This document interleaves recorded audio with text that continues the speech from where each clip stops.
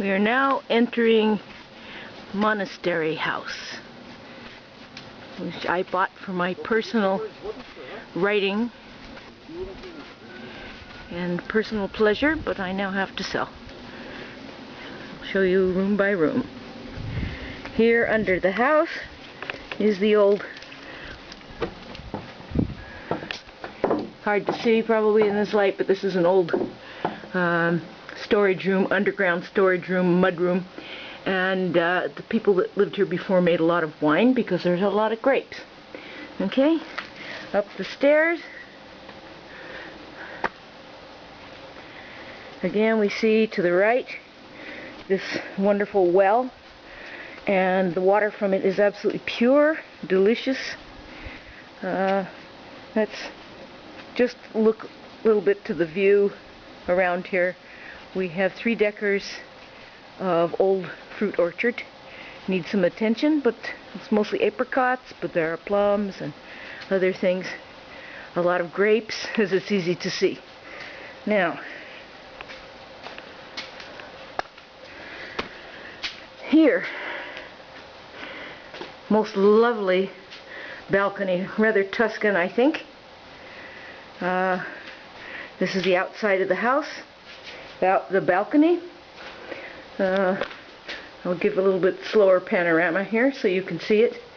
There are beautiful beams, these lovely Romanesque arches, looking out on the grapes, looking out on the panorama and the orchard. Now, to my left is, I'm going into one room with its own entrance. Okay, this is traditional Bulgarian way because multiple families would have lived even in a small house like this one. Okay, here we go.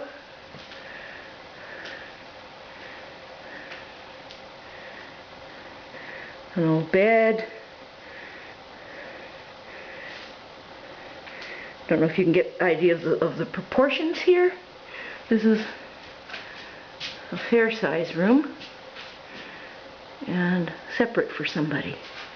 Okay, and we walk out again to the balcony, and here we see these are 2 joined rooms. The floors in here are made of clay, which is the old way, but the floors in the room we just came out of are made of wood, and they're in very good condition.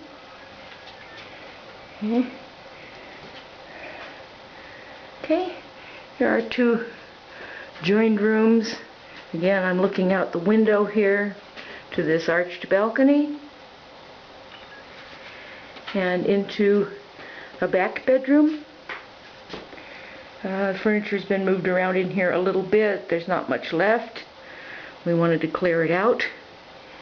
But again, here we go, looking out of this window, and this is where I was planning to do my writing and my other artsy work.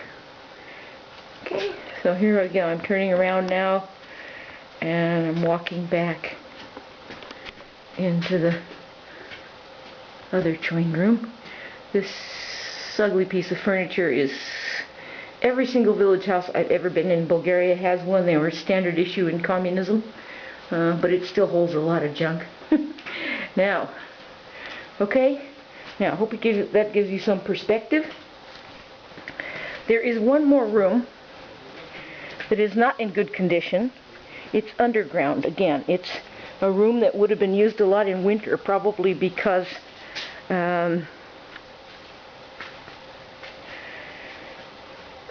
it's also partly underground. Now, we've been doing some work on it. We've had it bricked up, but this needs, there's room at the back there to put in a bathroom and a shower. A very good room, good size. But this part of it definitely needs some work. We've had some restoration work done on it, but as you see, we can't really continue.